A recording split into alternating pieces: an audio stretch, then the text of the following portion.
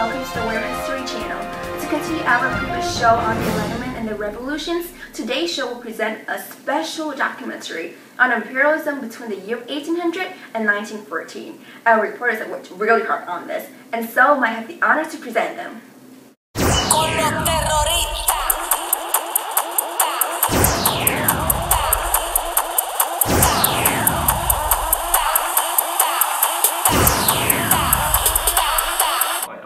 I'm going to bring you guys to the 19th century world.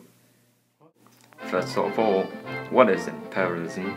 Imperialism is a domination by one country of the political, economic, cultural life of another country and region. However, imperialism was at its highest in Europe during the 1800s and 1914. For the European nations desired to create overseas empire. They wanted to control lands that provide raw materials for their industrial economics, which opened up markets for the goods they made. In their region, they focused on West Africa and Asia. Supposedly, nationalism was one of the greatest causes in this movement, in which it encouraged the Khan of the new land, adding reputation and power to the European nation. Additionally, according to humanitarian goals, Westerners felt concern for the little birds beyond sea.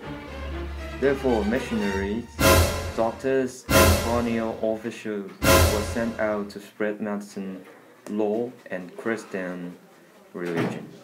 Last but not least, the racism was also part of the nation. The Europeans felt that they were the superior, and so imperial conquest was a natural way to improve the humanity. After some time, the European nations decided to have a meeting in order to negotiate the lands they claimed. Hence, the Berlin Conference was to equally divide Africa amongst the world leaders. The new boundaries were based on land and not the current traditional African borders that were there. The conference eventually ended with the General Act of February 26, 1885. All right, gentlemen. Let us both get down to business. I know we both want the most, so we need to come to an agreement. I agree. Let's start dividing up Africa. Alright, you two. Come on. And you, Daniel. Alright.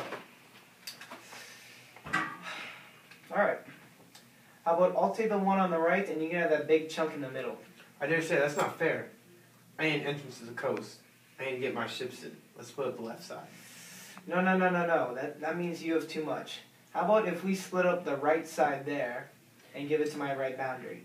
Alright, come on. Don't we have to say? No. But that would mess up our tribal territories. Don't care. Now, does this look good to you?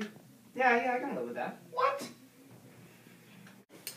The 14 countries present included Austria-Hungary, Belgium, Denmark, France, Germany, Great Britain, Italy, the Netherlands, Portugal, Russia, Spain, Sweden, Norway, why are they the same country?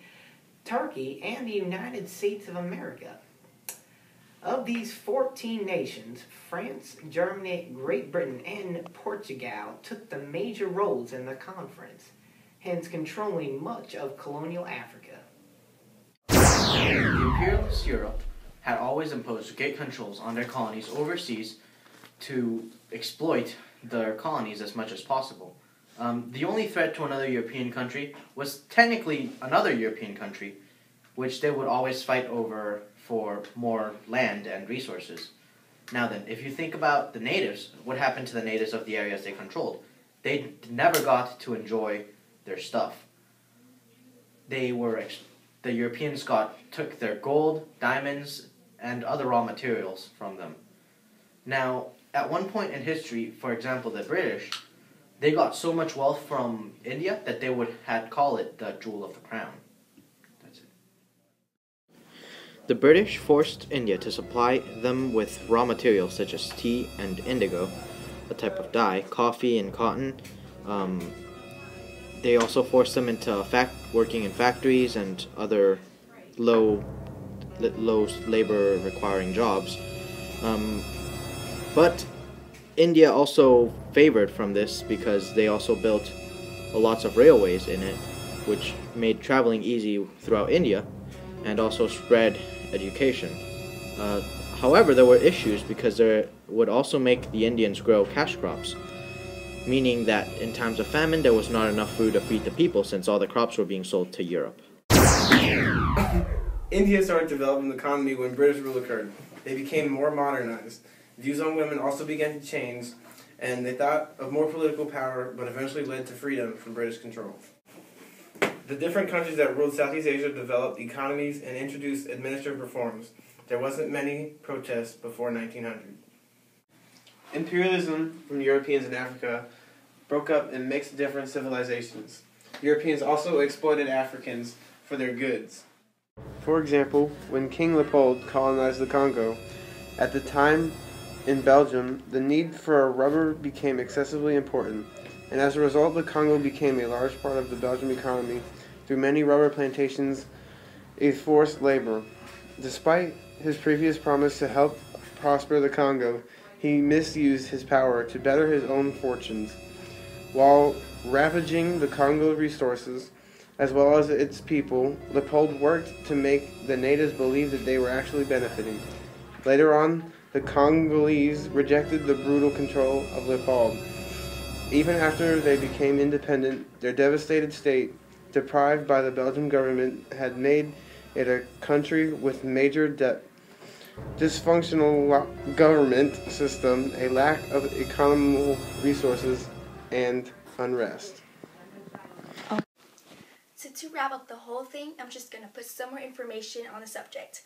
So the European nations grabbed land in Southeast Asia and the islands on the edge of the Pacific Ocean. They wanted the area because of its resources and because it was close to China. And those lands were good for growing crops such as sugar, coffee, cocoa, butter, and fruits. And as trade in those items grew, Europeans moved to take more land, and so the Dutch got Indonesia, the British took over Singapore, Malaysia, and Burma, and the French took over the Indochina, which included modern Laos, Cambodia, and Vietnam. And so in conclusion, imperialism brought a lot of economic changes and social changes to the regions they colonized, such as they brought better schooling, health, and sanitation. But they also caused massive losses, such as the exploitation of resources and people. And they also brought a lot of people to the region, which caused a lot of disputes between different religions and cultures. Con los terroristas.